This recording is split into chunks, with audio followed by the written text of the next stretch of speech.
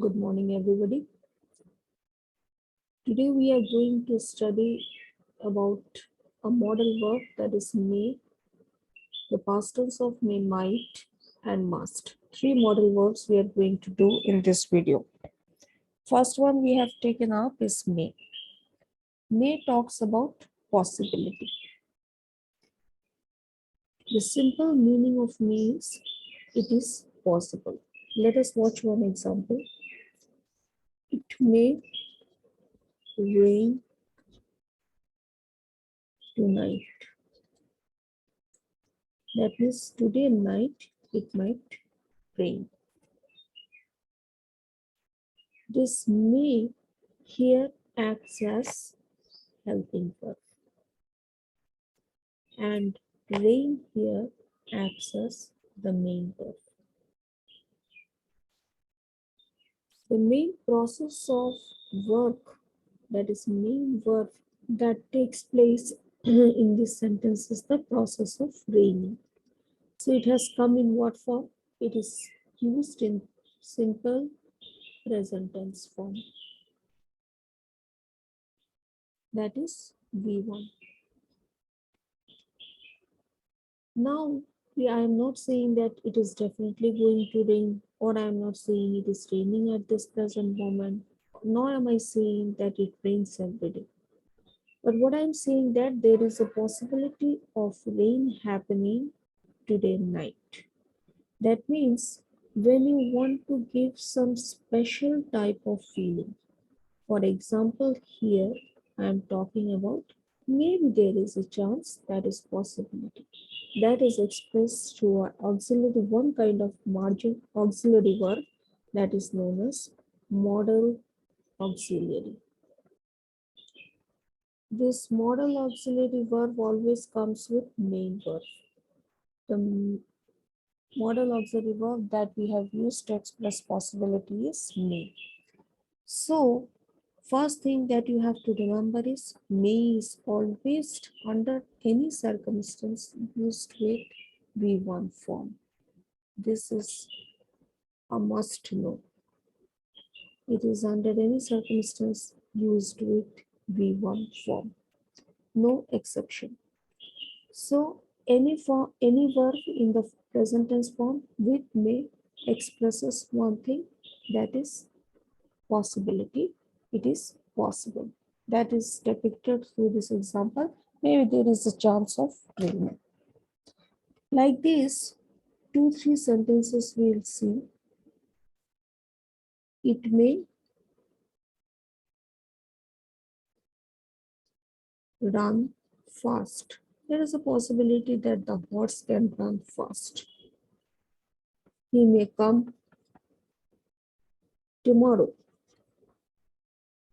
They are not sure whether this person is going to come tomorrow or not, but there is a possibility that he may come tomorrow. In both the things, we'll see that the main verb in the first sentence is run, in the second sentence is come. So this is main verb in the V1 form. Here also you will watch main verb in the V1 form. It is clubbed with what? May and may. That means what is that used? Modal verb. What does it express? It expresses possibility. So till now you have understood how may is used and what does may communicate. After that, let us see what is the difference between may and might. Past tense of may is might. That means this is V1 of may, might is V2 of may. Both of them talks about possibility.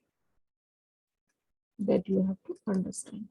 May also expresses possibility, might also expresses possibility. But may talks about it is neither too high nor too low. It talks about normal possibility. But might talks about a lesser probability. So that means it talks about a lesser chance. When I say that he may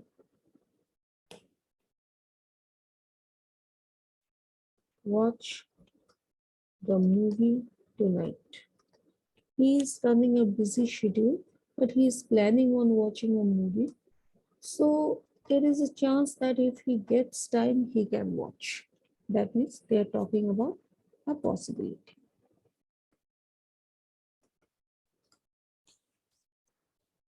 Look at this is your first sentence. This is second sentence. Second sentence talks about he might pass the exam,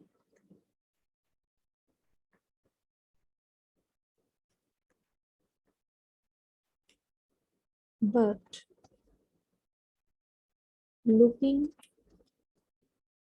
at his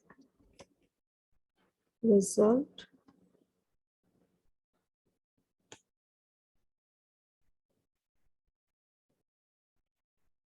I doubt.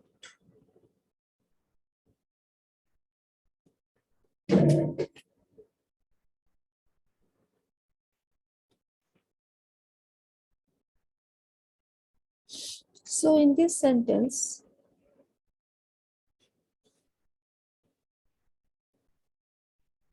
I'm saying that okay, if he works hard, he might pass. There is a possibility that he will pass the exam. But if we look at his result, his consistent track record shows that he has not been passing all throughout and he does not have a habit of working hard. So his graph speaks much about his performance. So there is a component of doubt in me. At this point in time, I have a doubt whether he is going to make it this time or not. That means I am having a doubt. In the due to that doubt, my question of possibility becomes weak. So when we are talking about weak possibility, the word that we are going to choose is might. So he might pass the exam, but looking at his result, I doubt. In this case, it is better to use might. It is more sensible to use might than may.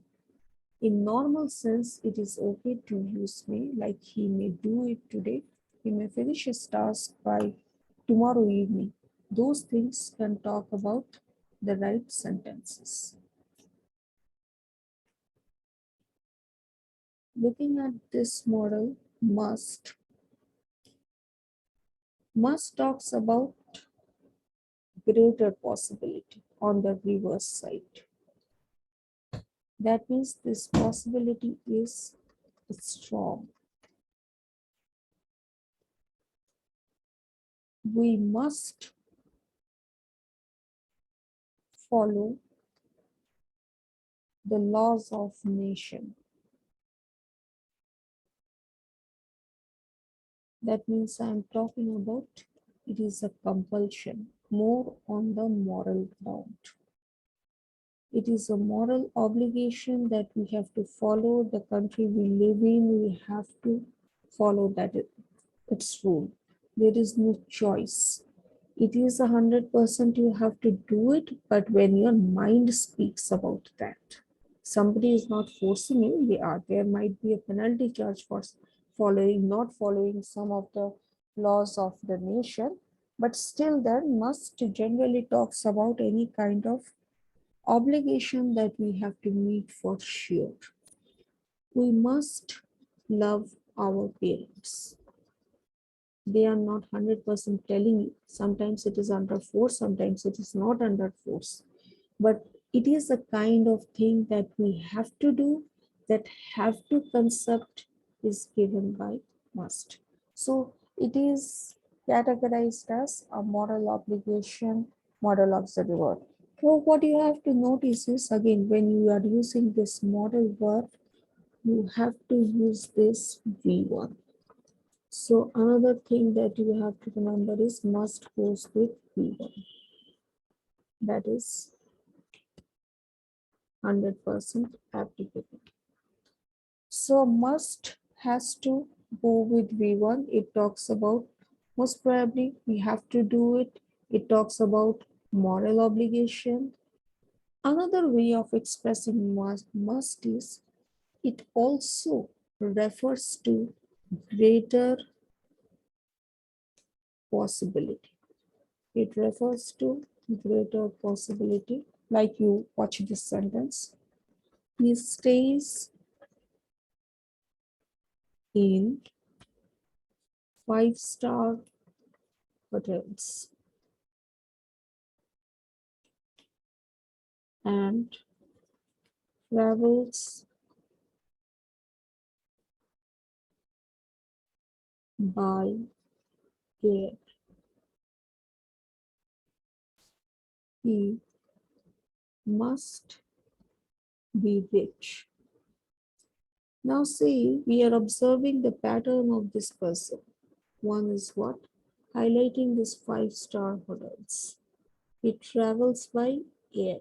These two features of his activities reflect him being rich. That is why an inference is drawn that he might be rich. There is a strong inference drawn that this person is rich. That is why the model that we have used is must, along with the main verb be. This must be is included with this rich to make it happen, show a greater possibility.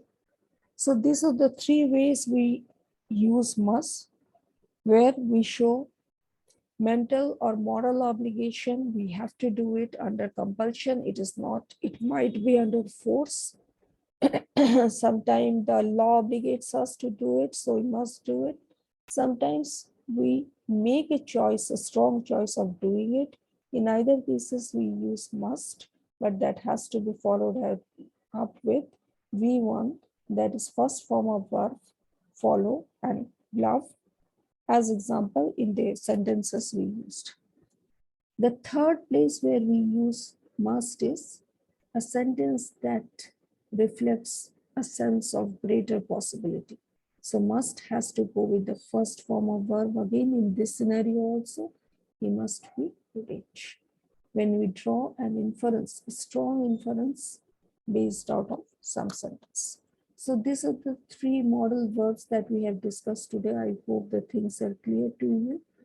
In the next video, we will be doing other modal verbs. Till then, have a good day. Bye-bye.